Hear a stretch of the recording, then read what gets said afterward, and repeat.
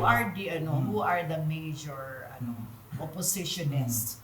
Yes, Meaning the people in power o masikan at saka yung Senate, for example, or at saka yung Congress na kokontra. Don't you know? Yung metong karing mani muna kining Soji Bill is Senator Risa Hontiveros. Ngayon naman po, may kanila po kasi 19 out of 24 votes kitang last last na pong pepagmitingan dan eh. Ngayon po kasi Senator Joel Villanueva in major oppositor na po nitang Soji Bill.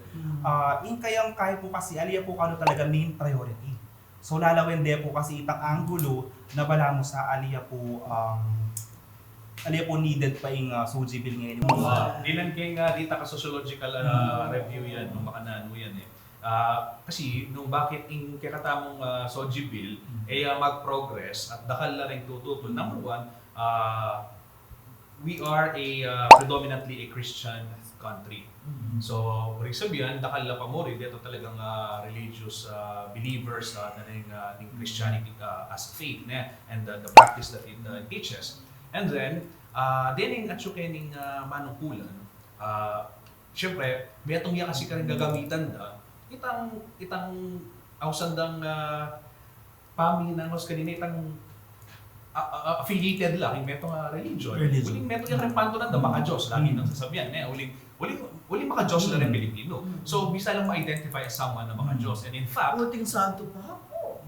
kita in fact, during elections, atin pisangban na magbitbit kandidato yung nalabang kita nung nalula rin but there are religious sectors, organizations na magbitbit so paglolong do rin so ay lang makagawang bold move to push for genuine reform pangaras kaya ang sitwasyon da rin LGBTQI+ community Kasi yung paglalaway, sakit yan. Ang popambala mo, aberration, kaya itang marok, makanta adela, niya bala mo ma-challenge siya ma-undermine yung karelang religion, yung karelang faith. Pero karakal ko balo, yung LGBT, anong kaya pa? Yung balik sabihin, may tuna kang malugod pengari, mapagsilbi, serbisyo kimbalen, mga niya.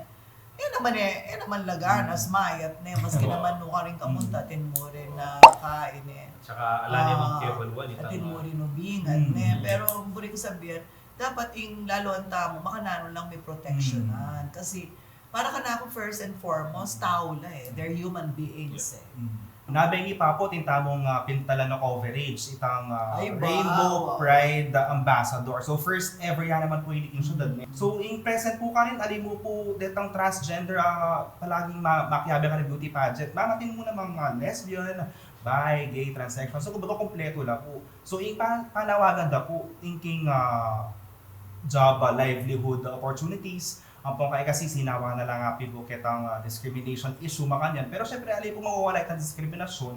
Anyapin po, detang aliwa, adyang successful lang. Ang pong ikwento da pa, respetuhan da kami muna ng ating kaming patunayan.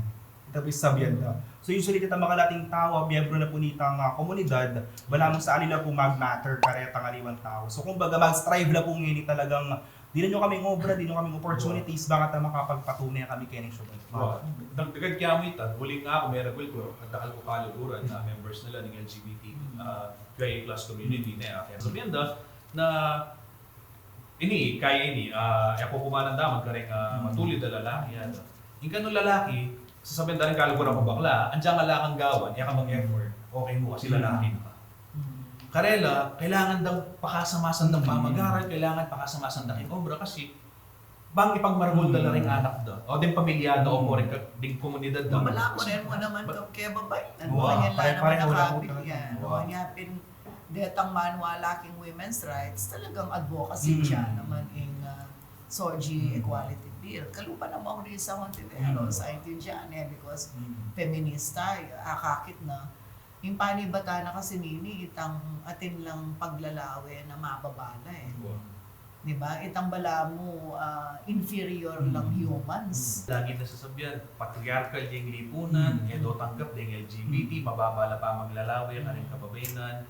Over time, you're with the feminist movement.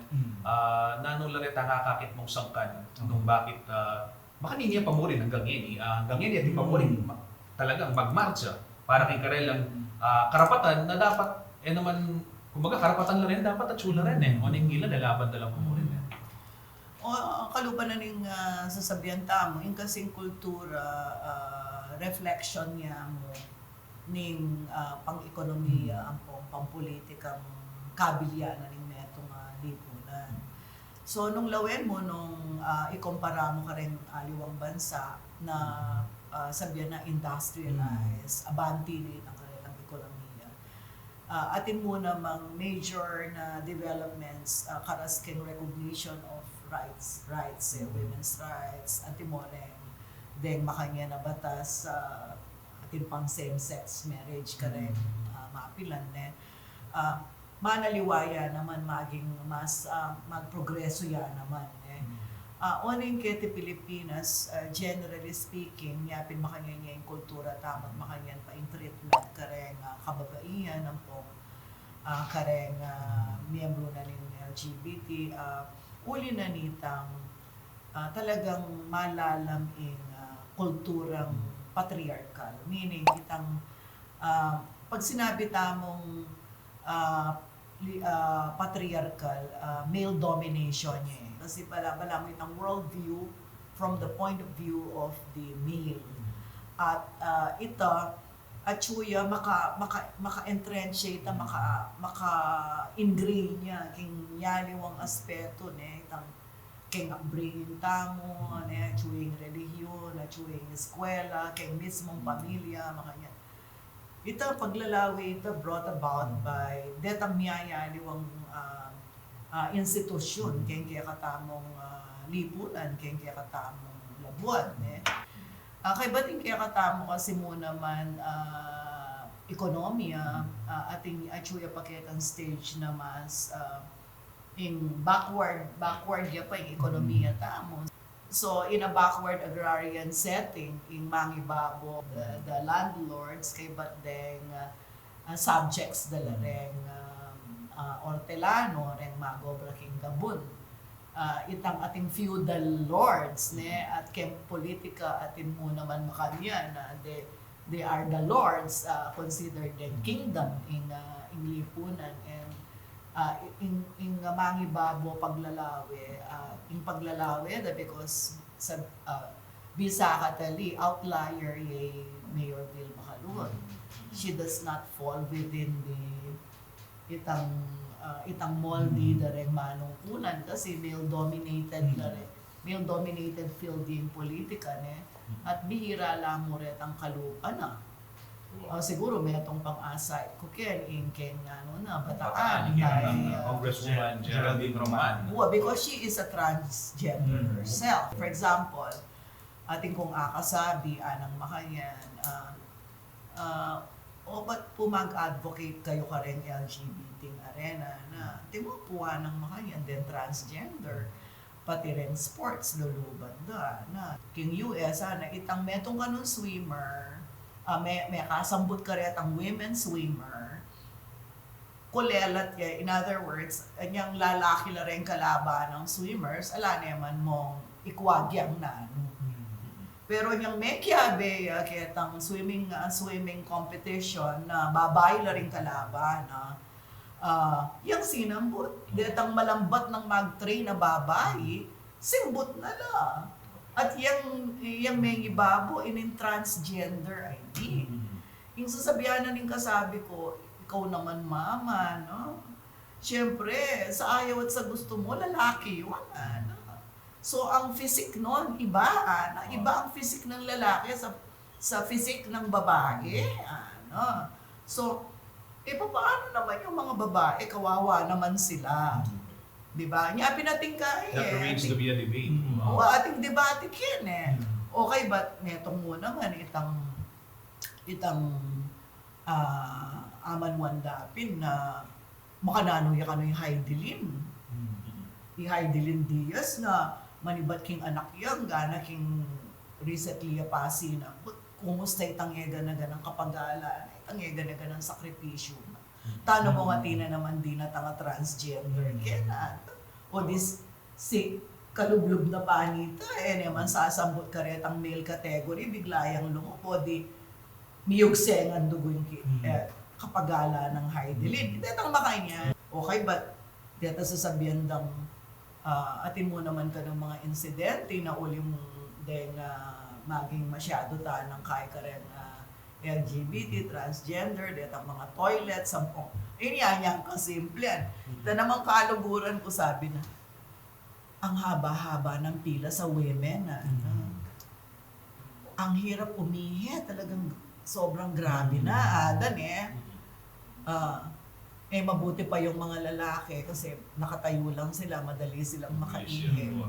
Tapos sinama pa yung trans dun sa pila ng mga babae.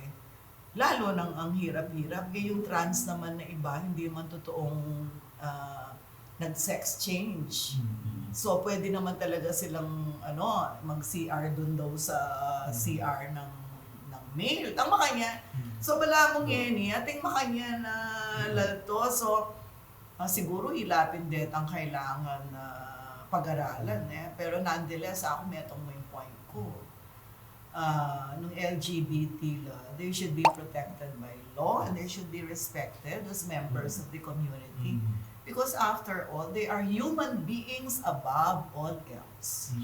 Ito ka na akong paglalabi. Ngayon, niretang mapila na pisasabihan makanyan, po tagagamitan da na lamo ring aliwa para po pang itang i-reinforce itang mga notion ang po paretang opposition to the SOGI Equality Bill. Ay, okay, gisarantana namang oras. Karakal ko abalo kaya ka, JM, Ampon Justin. At pasalamat ko makapag-cover ko masalese at miyayaliwalang punto de vista rin, nakakakuha yung ka rin report. Kaya kasi, whether pro or anti-law, pakiramdaman tamo at re-report tamo at pisasabihan tamo yung kanilang punto de vista. Kasi, karin tamo ma-enlighten at karin tayo lalong apasisik na nga. Itang platform magagamitan tamo. Kasi makanya naman yung purpose ng media makanya yung purpose ng current affairs or yung public affairs talk show. Pansinan nyo po siguro kadwami ng episode mga Pampangan po. At sana naman kaya kaming gagawa na Pampangan nung ating kayo nga pansinan na ali perfecto ka rin gagamitan ng lengguwahe, nga kasanayan tamo mo naman po yung conversational na Kapampangan, ang popang madalas magtagalog tamo, patawaran nyo na kayo po. Manyad kayo pong pasensya kayo nung kaya pag interchange mo itang Tagalog kaya itang Kapampangan word, itang Kapampangan, agagamit niya naman po kasi po tama Nagalog kami na po, Kapampangan tamo po. At abayan nyo kami, karen tutukita mong pamagsuri at pamaglino karen mani mo ng balita king Labuad Kapampangan. At syempre, detang makayapekto karen Kapampangan, no karen laman karen din Kapampangan. Pasibayo, ako po yung kaya kayong Talasuyo, Sonia P. Soto, at yung pusong makabalik.